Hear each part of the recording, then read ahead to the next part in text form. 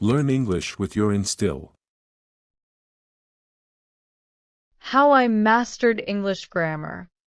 Learning English grammar was not easy, but it was definitely a rewarding journey. At the start, I had a lot of struggles, confusion, and even doubts about whether I could ever get it right. However, through patience, practice, and persistence, I was able to improve my grammar skills and become much more confident in speaking and writing in English. Here's the story of how I mastered English grammar. The beginning, a rocky start. I started learning English as a child, and like most kids, I learned it gradually, first by speaking, then by listening, and finally by reading and writing. In the beginning, I wasn't aware of grammar rules. I just picked up words and phrases from the people around me.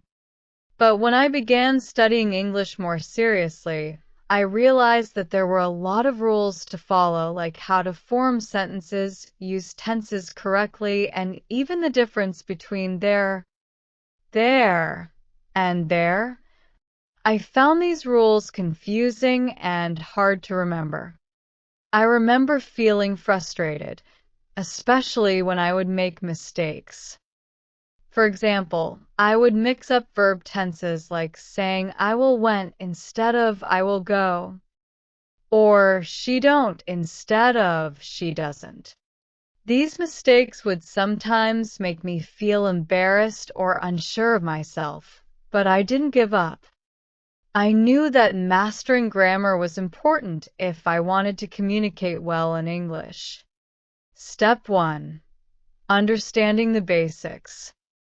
I realized that before I could tackle more complicated grammar topics, I needed to start with the basics. So, I focused on learning the fundamental building blocks of English grammar, like nouns, verbs, adjectives, and adverbs. I also learned how to form simple sentences. For example, I learned the difference between subject, verb, and object. In the sentence, I read a book.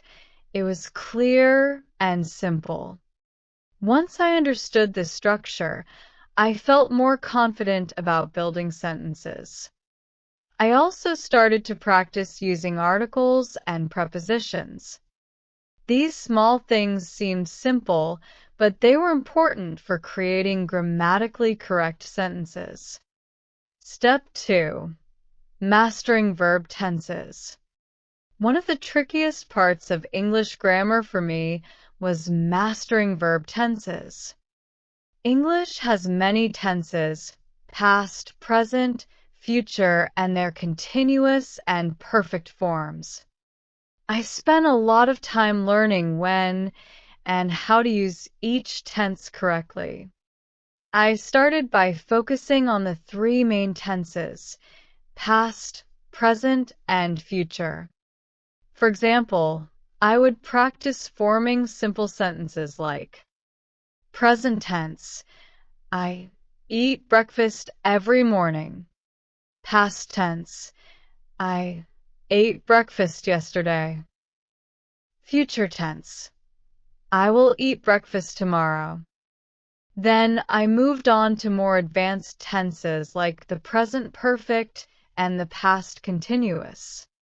To make it easier, I used charts and timelines to visually understand how the tenses worked.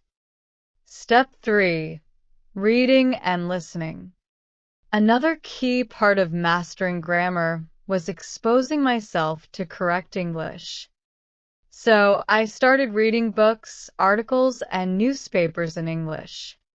I also listened to podcasts, watched TV shows, and movies in English.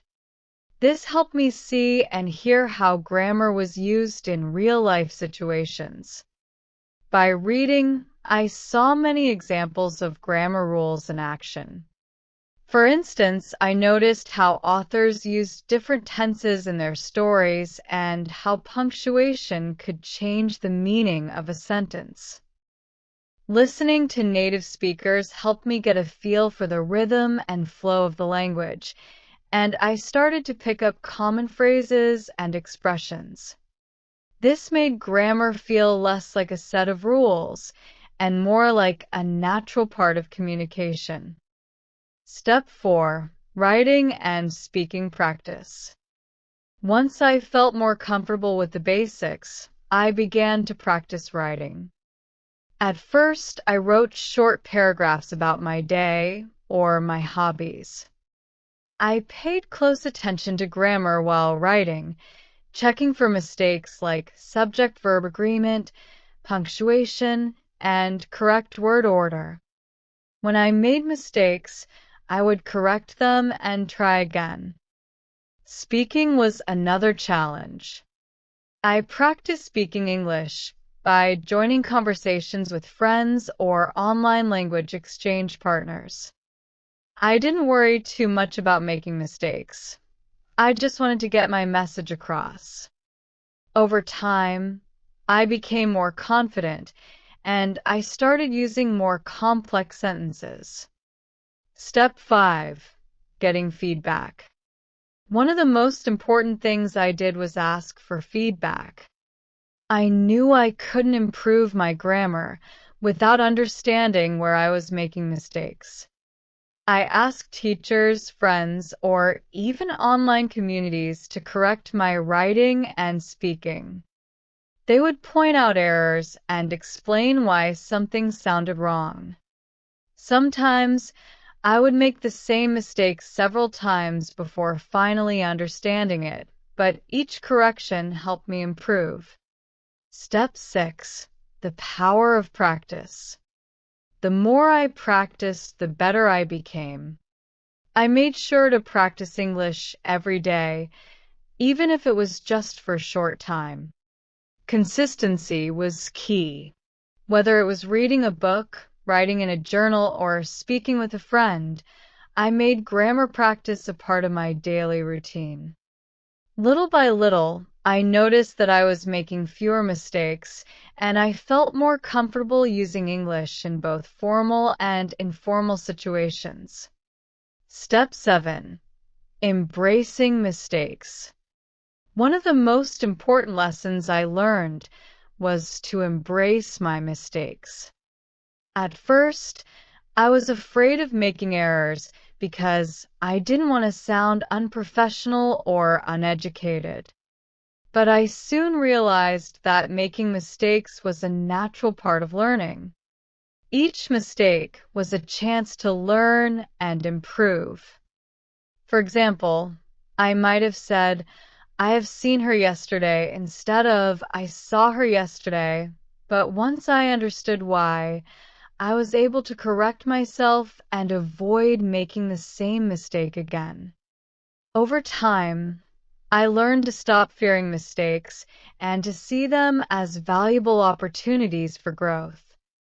Conclusion: becoming confident in English grammar. Today, I feel much more confident in my ability to use English grammar correctly. It's not perfect. I still make occasional mistakes, but I now have the skills to fix them quickly. I have learned that mastering grammar takes time, practice, and a willingness to keep learning. The journey wasn't always easy, but it was definitely worth it. By breaking things down into smaller steps, practicing regularly, and staying patient with myself, I was able to go from feeling unsure about English grammar to using it comfortably in my daily life. And the best part is, I know I can continue to improve and learn even more as I go. Thanks for watching. Do like the video, share this to your friend, and don't forget to subscribe my channel.